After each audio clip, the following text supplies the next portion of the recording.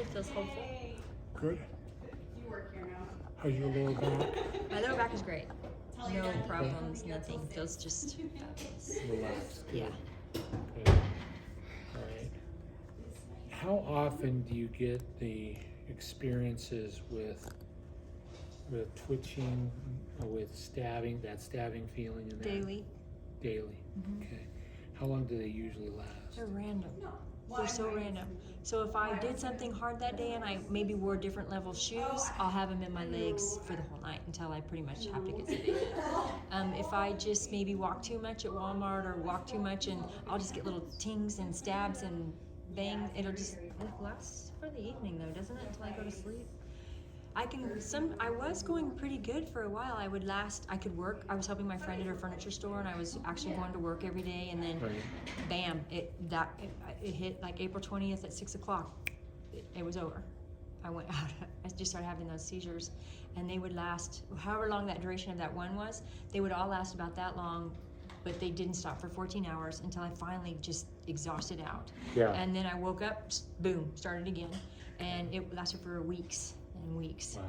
And then it got better, but then at that point I couldn't hold my head up. My head was just doing this. And I said, this is instability. This is just instability. Mm-hmm. And I kept telling the chiropractor, please just put my atlas in, please just, he's like, I've seen your seizures. I'm not adjusting. You had a seizure on my table. I'm not touching you. And he says, until you are uninflamed, don't come back. And so, and then my physical therapist is like, they give me, the arm pull downs, and I'm doing all the athletic things, but we're not fixing my brain. Okay.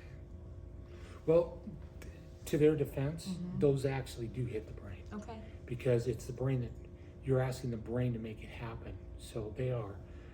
And some of those things are actually really cool because my brethren won't do those just out of principle because they're doing it. And I go, wait a minute, let's look at this and see, does that help this, what we're dealing with?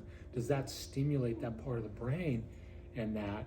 And let's look at everything as a tool and judge it as a tool for what it does and what it doesn't do. Mm-hmm. And so, yeah, some of that stuff can be really helpful. Okay. In movement patterns. In terms of seizures, we're going to start today with a cranial nerve 10 therapy. Okay. And it's really simple. It was developed at Harvard. Medical community didn't want it because it has no surgical or pharmaceutical value. Well, now we've picked it up, and now they're all excited because we're making money on it with our patients. We're fixing stuff, right? And because it worked, we picked it up, and now they're angry that we're doing it, and so now they're doing a surgical version of it. Oh, wow. What they did was they cut into your neck, found cranial nerve 10, spliced 2 wires to it, and cranked up the volume, and the electricity and that. And so I've had that test done. The implant stimulator? yeah. Yeah, it was horrific. I couldn't get it out of me fast enough. It's like having a 10 unit inside your body that doesn't stop. It was awful. Yeah. This one is going to be way less awful. Good. It's meant not to be awful, and that's one of the things. That's why I talk before we do it, because if we crank it up, which you're already tough, right? If we crank it up, we're going to diminish its value. We're going to be putting a clippy in your ear, in the tragus. That's that little, whatever you call it there, and the lead is going to go inside the ear canal, and it's going to affect the auricular nerve, which goes to the nucleus tractus solitarius, which is what we talked about when I was doing the pyloric and ileocecal valves. That was what I was really interested, was increasing the frequency in that NTS so that it's more sensitive and has a more robust response to whatever's going on down there. Because the weaker it is, it's kind of like dimmer switch. It's dialed down. I want to dial it up, and I want to get it as high as it can go and keep it there. And that, because then your whole autonomic nervous system functions way better. And so we're going to put that there with a little pad for the other lead, and we're going to turn it on, and then we'll start turning it up. And when you start to feel it, that's what I want. it'll start to feel like little pins and needles. That's okay. Okay. But when it starts to really jab, we're on down button. Okay. So we just want it on very subtle Yes. pins and needles. Yes. Okay. And if we go all the way up and all you're doing is hearing the clicking, we're good. Okay. We're fine. And then we'll go down. The reason why some people we have to really crank that baby up is because the NTS is running so low. It's a lot.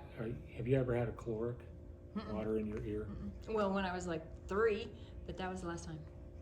Gosh, that was like 10 years ago. But you put the water in the ear, you know, and some of my patients will do that 25 times. They won't feel it until, you know, after 25 times. I'll go, man, I got really dizzy. Finally. Wow. That's what a healthy response is. If I put water in that, and it's really the heat in the water, not the water.